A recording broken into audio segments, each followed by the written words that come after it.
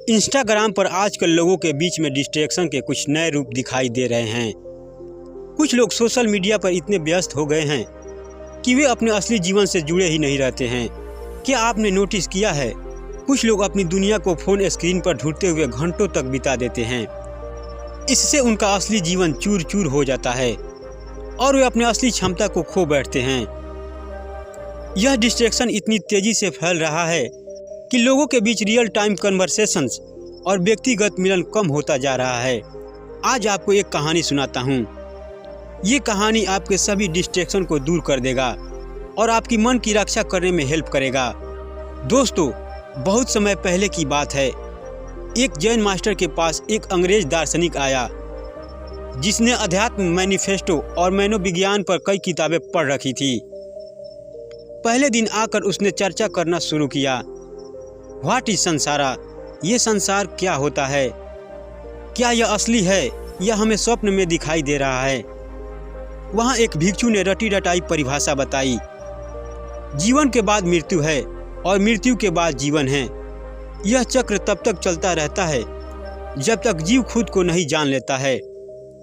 Professor कहता है कि सुख के बाद दुख और दुख के बाद सुख, इस चक्र में बुराई क्या है, क्योंकि दुख के बाद ही सुख का मतलब समझ में आता है। जैन मास्टर मौन थे और चर्चा सुन रहे थे।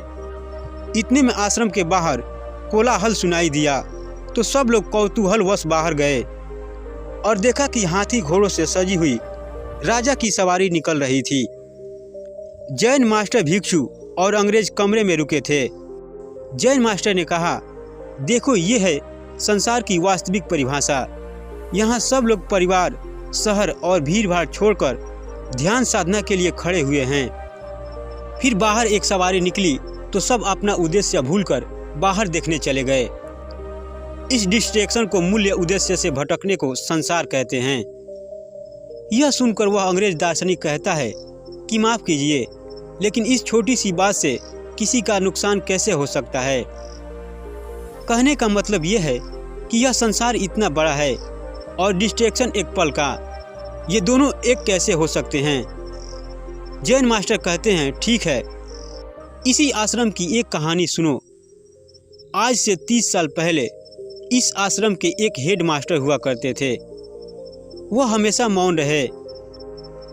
एक दिन जैन मास्टर ने तुरंत आश्रम के सबसे कमज़ोर शिष्य यानी मुझको बुलाया और धीमी आवाज़ में मेरे कान में फुसफुसा कर कहा, मेरे जाने का वक्त आ गया है। अब तुम इस आश्रम की जिम्मेदारी संभालना और कभी भी खुद पर बिल्ली की परछाई मत पड़ने देना। ऐसा कहकर जैन मास्टर ने आंखें बंद कर ली और थोड़ी देर बाद दुनिया छोड़कर चले गए। वक्त गुजरा पर मैं व्याकुल रहता, क्योंकि मास्टर की आखिरी सीख मुझे समझ नहीं आई। मैं बार बार सोचा करता कि मेरा मन खुद बार बार भटकता है। फिर मुझे जैन मास्टर ने आश्रम की जिम्मेदारी क्यों दी? फिर एक दिन मुझसे अकेले में जैन मास्टर का सबसे प्रिय और काबिल शिष्य आया तो मैंने जैन मास्टर के आखिरी संदेश का कारण पूछा। तब मिलने आए भिक्षु ने कहा कि जैन मास्टर की सीख में गहरा रहस्य है। मैं तुमको इसकी कहानी सुनाता हूँ। हमारे जैन मास्टर बचपन से ही तीक्ष्ण बुद्धि के बालक थे। जब बड़े हुए तो एकांत में कुटिया बनाकर तपस्या करने लगे। दिन में एक बार गांव जाकर भिक्षा मांगते और दिन भर ध्यान में रहते। धीरे धीरे जैन मास्टर की ख्याति आसपास के इलाकों में फैल गई। गांव के लोग भी इस बात से प्रसन्न थे कि उनको एक तपस्वी की सेवा करने का मौका मिला है। एक दिन गांव का एक आदमी अपने साथ बिल्ली ले आया और मास्टर से बोला कि आपकी कुटिया के आसपास बहुत चूहे हो गए हैं जो आपके कपड़े और खाने का सामान खराब करते हैं, इसीलिए बिल्ली को रख लीजिए। जैन मास्टर चुप रहे और बिल्ली उनके पास रह गई। कुछ दिनों में बिल्ली ने सारे चूहे खा लिए। अब जैन मास्टर के सामने समस्या आ गई। खुद के लिए तो भिक्षा मांगते ही साथ में बिल्ली के लिए भी दूध मांगना पड़ता। फिर गांव वालों ने कुटिया पर एक गाय लाकर बांध दी। जैन मास्टर अब भी चुप रहे। गाय आने से बिल्ली और मास्टर दोनों के लिए दूध मिल जाता है। 2-4 महीने आराम से निकले, पर गांव वालों की चिंता फिर बढ़ गई जब उन्होंने मास्टर को गाय के लिए घास लाते देखा। गांव वालों ने उपाय निकाला। सबने मिलकर विचार किया और गांव में रहने वाली विधवा महिला को गाय के लिए चारा लाने और अनाज उगाने की जिम्मेदारी सौंप दी। जैन मास्टर को थोड़ा असहज महसूस हुआ, पर वह अब भी कुछ नहीं बोले। महिला कुटिया के पास रहने लगी और उसने सारी जिम्मेदारियों को अच्छे से संभाल लिया। धीरे धीरे इस महिला के मन में जैन मास्टर के लिए प्रेम पैदा हो गया। जैन मास्टर के मन में ही महिला के प्रति सहानुभूति थी।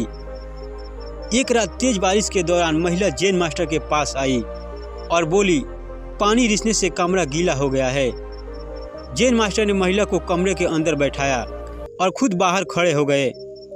जैन मास्टर तो महिला का चेहरा पढ़कर ही समझ गए थे कि उसके मन में क्या इच्छाएं हैं।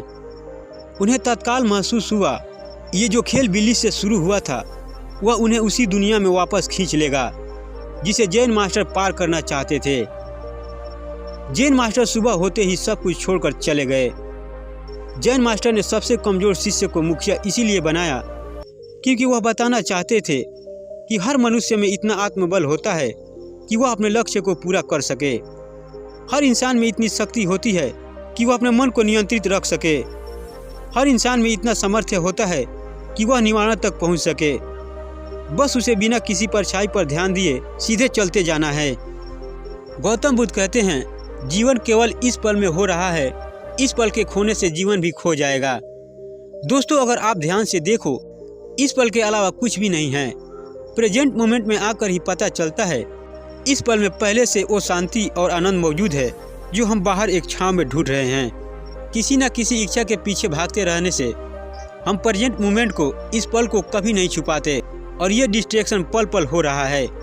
इसीलिए डिस्ट्रैक्शन ही संसार है। अपने मन को नए डिस्ट्रैक्शन से गांठ करो। नए वेब सीरीज, नई कंट्रोवर्सी, नए एप्स, गॉसिप को बिल्कुल जगह मत बनाने दो। बिल्ली की परछाई भी मत बनाने दो। इससे काफ़ी शक्ति संचय होगा। आप आश्चर्य करोगे कि मेरे पास इतनी ऊर्जा कहाँ से आ रही है, और इस ऊर्जा को कंसिस्टेंसी के साथ बढ़ने दो। धीरे धीरे आप पुरानी आदतों से भी मुक्त हो जाओगे। अगर आप भी एक स्टूडेंट हो तो देखो, ये कहानी आपके लिए एक लाइफ चेंजिंग स्टोरी हो सकती है जिसमें आपको रात के समय बस ये 3 काम करने हैं और आप जान सकते हैं कि आपका जीवन कैसे बदलना है। दोस्तों, आज की कहानी यहीं पे समाप्त होती है। अगर आपको ये वीडियो अच्छी लगी हो तो वीडियो को एक लाइक कर देना और चैनल को भी सब्सक्राइब